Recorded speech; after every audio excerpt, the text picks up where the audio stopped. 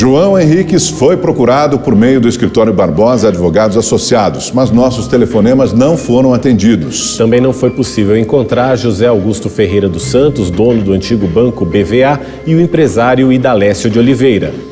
O advogado de Edson Lobão lembrou que o senador nunca foi acusado de possuir empresa ou conta no exterior. Em nota, o presidente da Câmara, Eduardo Cunha, negou ser proprietário de qualquer empresa em paraísos fiscais. Disse não conhecer Davi Moino e desafiou qualquer um a provar que ele tem relação com alguma offshore. A Petrobras informou que comprou 50% de um bloco de exploração de petróleo na costa do Benim, junto a uma subsidiária da Lusitânia Petróleo. A empresa afirma que essa área atraiu a atenção por causa das descobertas de óleo na região. Ao todo, a estatal gastou 66 milhões de dólares. As perfurações ocorreram em 2013 e 2014 e encontraram poço seco. Depois disso, o consórcio deixou a exploração do bloco. A investigação do caso Panama Papers traz revelações sobre o funcionamento de empresas secretas pelo mundo. Todas elas têm uma coisa em comum: são operadas pelo escritório panamenho Mossack Fonseca, de onde vieram os documentos analisados. A Mossack é uma gigante silenciosa, especialista em guardar os segredos de seus clientes. Agora, você vai ver os detalhes escondidos por trás desse conglomerado que sempre tentou ficar fora dos holofotes. O Panamá recebe mais de 2 milhões de turistas por ano. Eles vêm conhecer a arquitetura moderna, o Mar do Caribe e o famoso canal que une os oceanos Atlântico e Pacífico. Mas este pequeno país da América Central também atrai outros estrangeiros. O país é considerado um paraíso fiscal. Pessoas de fora podem abrir empresas e se beneficiar da política de baixos impostos. Além disso, a legislação protege o sigilo comercial. Isso dificulta investigações e permite que as companhias sejam usadas para esconder dinheiro ilegal. Criado nos anos 80, o escritório de advocacia Mossack Fonseca é especializado justamente em vender esse tipo de empresa. Com o tempo, a Mossack passou a atuar em outros paraísos fiscais, como as Ilhas Virgens e o arquipélago de Seychelles. Companhias criadas fora do país de origem de seus controladores não são obrigatoriamente ilegais. Multinacionais criam offshores para conectar suas atividades em vários países, mas elas também podem servir para atividades criminosas. Escondidas atrás das leis dos paraísos fiscais, pessoas ligadas à corrupção ou ao tráfico internacional usam essas empresas para lavar dinheiro, fugir de investigações e operar contas bancárias secretas. Os arquivos revelam a posse de companhias secretas por pessoas de mais de 200 países e territórios e mostram que a gigante panamenha ajudou muitos deles a ocultarem suas identidades.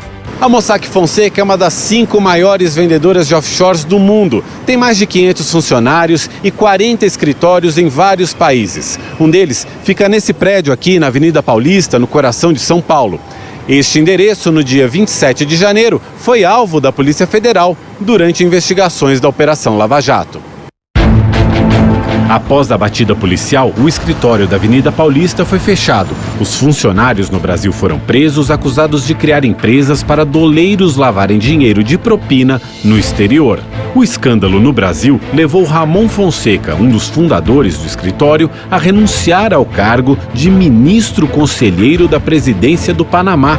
Não foi a primeira vez, porém, que a Mossack Fonseca teve problemas com as autoridades. Essa troca de e-mails de 2014 mostra que funcionários limparam os registros dos computadores no escritório da Mossack Fonseca em Nevada, nos Estados Unidos. A preocupação surgiu por causa de nossos vizinhos argentinos. Um empresário amigo do ex-presidente Néstor Kirchner era investigado por usar 123 empresas abertas em Nevada para fraudes em contratos com o governo. Jürgen Mossack, o outro fundador da gigante panamenha, negou sob juramento que a sede tivesse qualquer relação com o escritório de Nevada. Os documentos do Panama Papers mostram que ele jurou em falso na declaração à Justiça americana. Em resposta a questionamentos do Consórcio Internacional de Jornalismo Investigativo, a Mossack Fonseca respondeu que opera de forma irrepreensível e nunca foi acusada ou condenada por qualquer crime.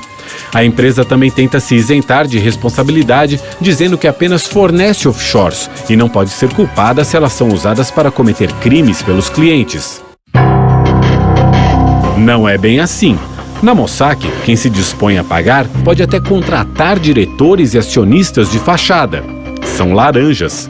Ou montar várias empresas para que uma seja registrada como proprietária das outras, dificultando a identificação do verdadeiro dono. Em alguns casos, documentos foram forjados com datas anteriores às reais para burlar a justiça.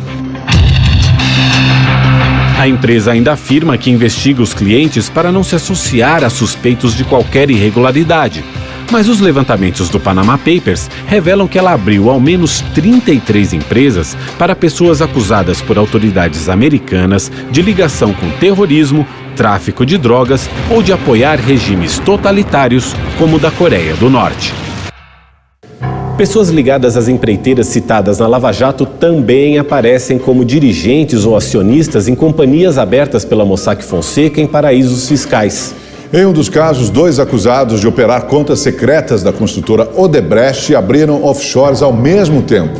São 2 companhias que a Polícia Federal não conhece e que a investigação Panama Papers revela agora. A troca de e-mails entre a Mossack Fonseca e o escritório uruguaio BGL Assessores em junho de 2006 trata da alteração de nomes de pessoas ligadas a 2 offshores no Panamá, a Salmet e a Davos. A Davos Holding Group conferiu poder geral de representação a Luiz Eduardo da Rocha Soares. E a Salmet Trade Corporation fez o mesmo para Olívio Rodrigues Júnior. Luiz Eduardo e Olívio são conhecidos pelos investigadores da Operação Lava Jato, suspeitos de agirem juntos no esquema de corrupção e lavagem de dinheiro. Luiz Eduardo da Rocha Soares foi funcionário de alto escalão da Odebrecht. O Ministério Público acredita que, mesmo após sair da empresa, ele operava contas secretas da empresa em conjunto com Olívio Rodrigues Júnior. E os documentos exclusivos agora revelados pela investigação Panama Papers reforçam essa suspeita. Este e-mail, também de junho de 2006, contém a solicitação para abertura de contas bancárias na Suíça em nome das empresas Davos e Salmet. E os indicados para controlar as contas são justamente Luiz Eduardo e Olívio. Segundo registros da Operação Lava Jato, Luiz Eduardo viajou do Brasil ao Panamá pelo menos 23 vezes. É lá que ficam as offshores Salmet e Davos. Olívio Rodrigues Júnior e Luiz Eduardo da Rocha Soares agiam de forma tão coordenada que as 2 empresas que eles controlavam no Panamá se tornaram inativas na mesma data, 17 de janeiro de 2012. Os 2 foram alvos da Operação Lava Jato, mas Luiz Eduardo não foi preso. Segundo a Polícia Federal, ele fugiu do país no ano passado.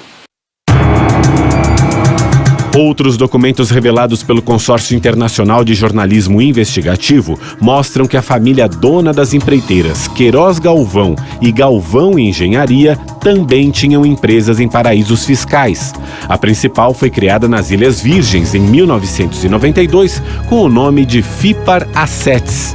Como diretores, a FIPAR tinha 6 integrantes da família. Em dezembro do ano passado, Dario de Queiroz Galvão foi condenado a mais de 13 anos de prisão por corrupção, lavagem de dinheiro e associação criminosa no controle da Galvão Engenharia. Uma reportagem anterior do Consórcio Internacional de Jornalismo Investigativo sobre o HSBC já havia revelado que os Queiroz Galvão tinham uma conta bancária na Suíça em nome da FIPAR. Agora, os novos documentos obtidos no caso Panama Papers revelam que essa offshore ficou ativa até 2010 e revelam ainda a existência de mais 2 empresas ligadas a apenas um dos membros da família, Carlos de Queiroz Galvão. Carlos abriu as offshores por meio da Mossack Fonseca em 2014, ambas com o mesmo nome, Recife Corals, e criadas com 14 dias de diferença, uma no território britânico de Anguila, no Caribe, e a outra no estado americano de Delaware. Os Panama Papers revelam ainda ligações entre a empreiteira Mendes Júnior, também acusada na Operação Lava Jato, e uma offshore criada nas Bahamas. a Lanite Development, foi aberta pela Mossack Fonseca em janeiro de 1997. E o diretor da empresa, indicado pela Mossack, era o argentino Jorge Hayek Regiardo.